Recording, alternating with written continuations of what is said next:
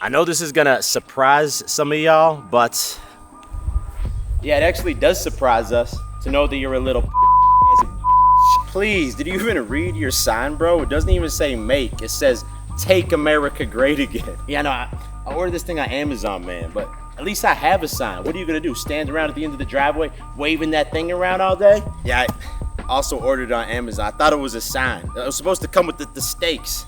You say steaks? What do you know about steaks, bro? You're probably a little vegan, aren't you? At least I don't support that orange-faced clown. Clown? Who you calling a clown?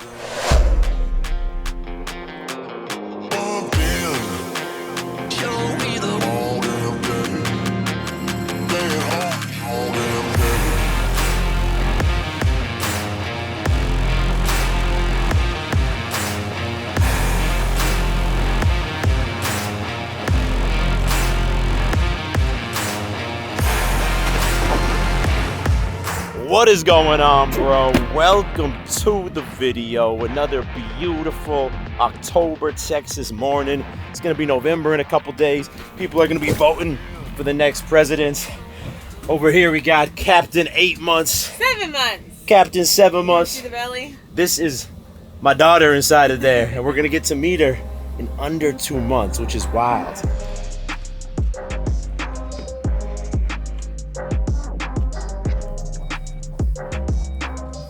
I'm gonna be honest with you, bro. I was not even gonna make this video because last election in 2020, I made a video giving my opinion, and a lot of people were upset that I had the opinion that I had. I feel like it's one of those things that it's an impossible to win scenario, but most of my audience is inside the USA. This seems like a critical election for the future of the country and maybe the world, to be honest. And I don't want to shy away from talking about things that are controversial. So I'm gonna give you my 2 cents, but let's talk about this calmly, without emotion, like men, because I think all too often people get caught up being like a really big fan of one candidate or hating the other candidate. I think it's silly. Like, we're talking about politicians. This is not your uncle or my aunt or your dad or my daughter. These are politicians, and if we're being real, they don't give a shit about you or me personally. So we got to think about what is at stake here. And I think there's a lot at stake.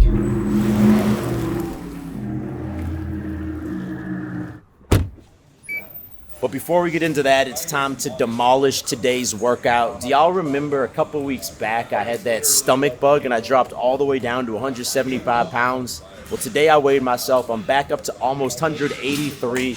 We are just locked in right now, trying to regain that lost muscle, get back to my best physique that was probably a couple years ago. Today we got a full body push workout with the Strength Focus in the Beastly app.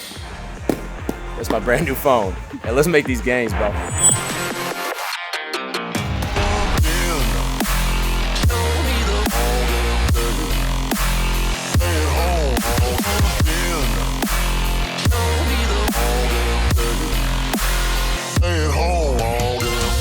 Gains, bro. Workout complete. Amazing workout today. I was actually listening to Donald Trump on the Rogan podcast during the lift.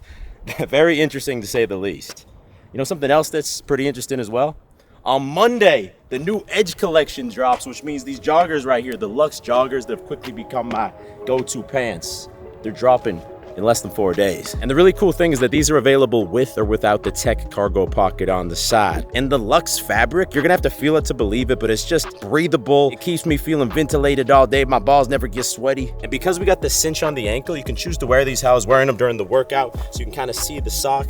But if I'm wearing them casually around town, I'm gonna open that up a little bit and just wear the more classic type of look. The brand new casual chinos are also dropping. These are my go-to pants for a night out or whenever I gotta be looking classy, because they have that high-end old money look, but they're loaded with stretch, so they feel like you're wearing sweatpants. That all goes live Monday at 11 a.m. Eastern time, but if you click that first link in description, you can get early access to shop the collection before anyone else. Both of these things are limited releases, so it's very likely that they sell out quick.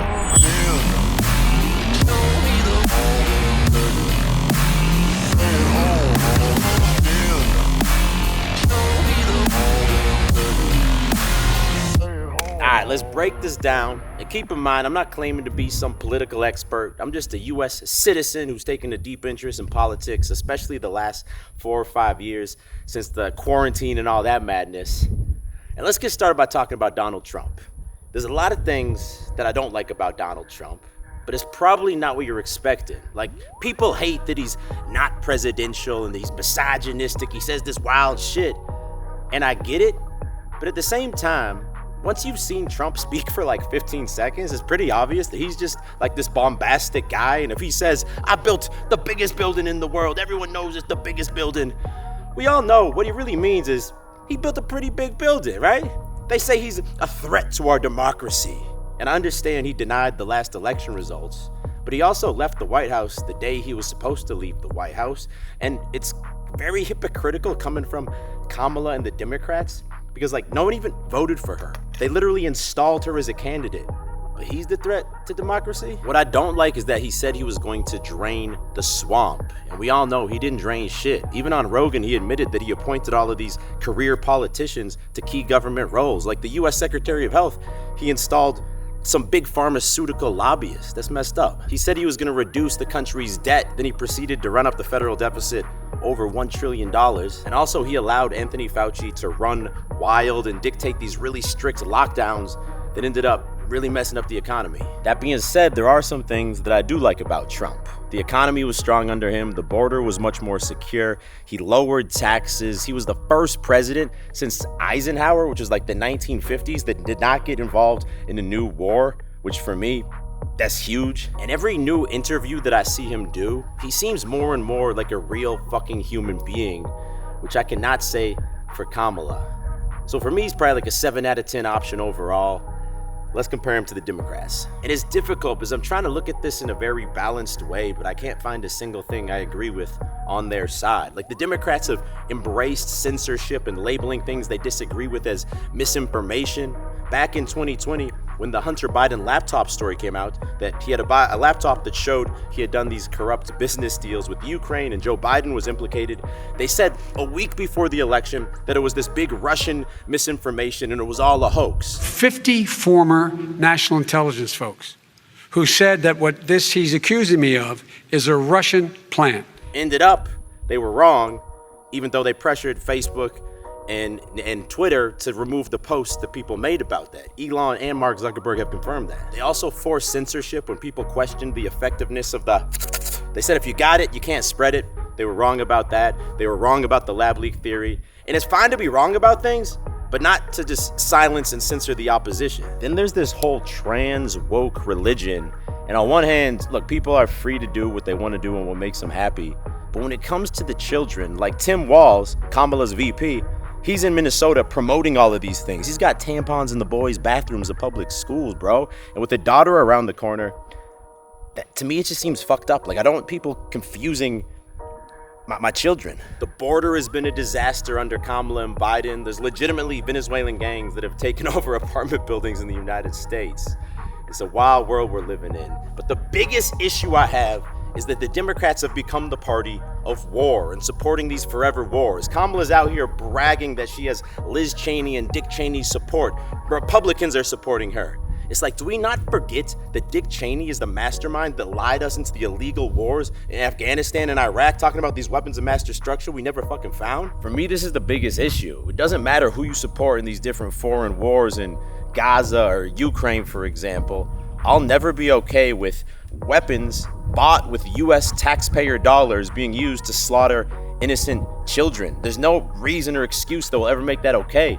And it's even more disgusting because there's these US companies that build the weapons, these military industrial companies that are getting rich off of these wars, and they're the ones controlling the politicians. So with that all being said, it's an easy decision for me.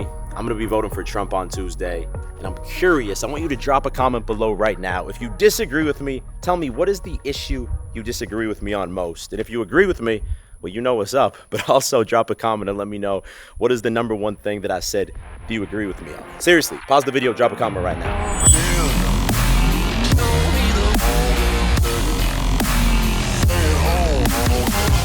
Well, now now that everybody hates me, it's time for Julia and I to enjoy a nice dinner, trying out a new spot. These are those casual chinos that are dropping on Monday, bro. I love them. I'm obsessed. Look at this stretch. It legitimately feels like I'm wearing sweatpants. It's like the definition of effortless style. I'm starving. I'm starving. I need to eat. Let's eat.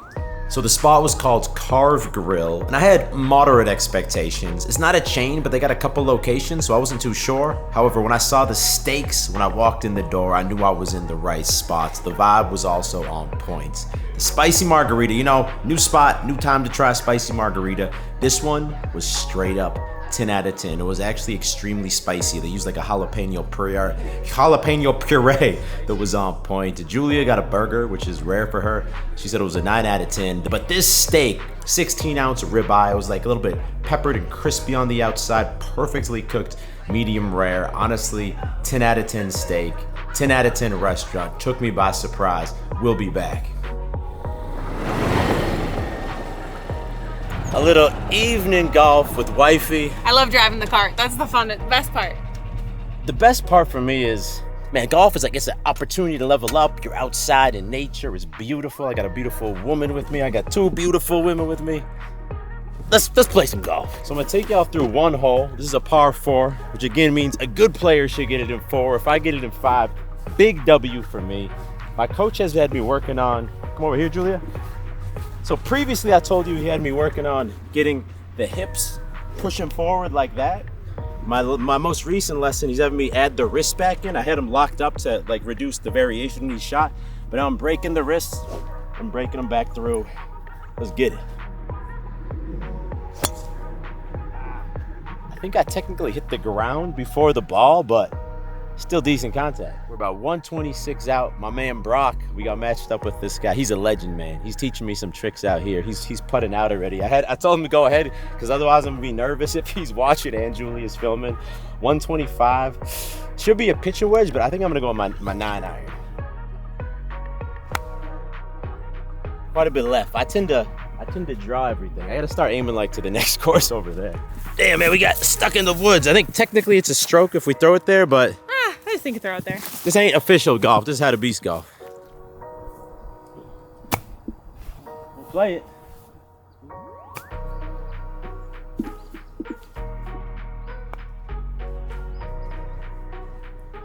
So the trick Julia's brother taught me, who's a scratch golfer, you line this line up on the line you're golfing it at, putting it at, so that you got that accuracy, man. Steph Curry.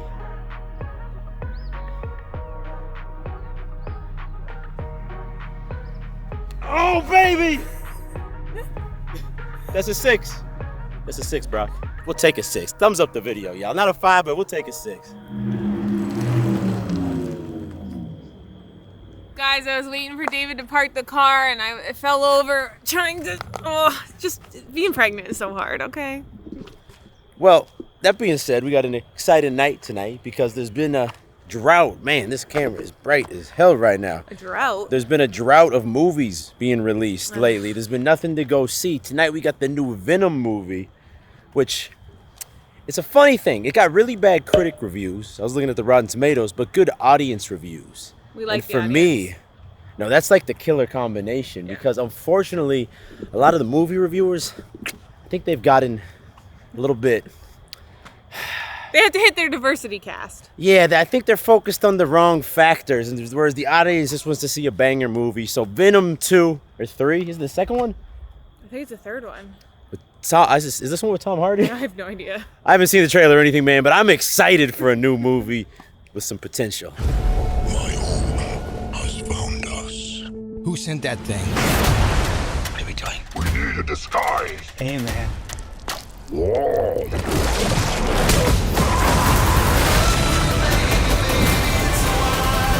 Venom: The Last Dance. What's your review? I really liked it. I was like entertained the whole entire time. I'm gonna give it like an 8.7 out of 10. 8.7. Yeah. I give it a solid 8 out of 10. It was solid. I enjoyed it. Like, you know what you're expecting. You're going in there with a monster in the sky. And it was, what's the actor's name again? Tom Hardy. Tom Hardy. I like Tom Hardy. And it was funny. I'd go see it. You did go see it. That all being said, if you made it to the end of the video, I appreciate you, bro. Don't stop watching now. You can click right there to see my most recent upload next. That one was a banger. Click there to watch it now. If you're new to the channel, you can click down there to subscribe, because I release 2 new videos every single week and you don't want to miss them. I'll talk to you in the next video. Stay beastly.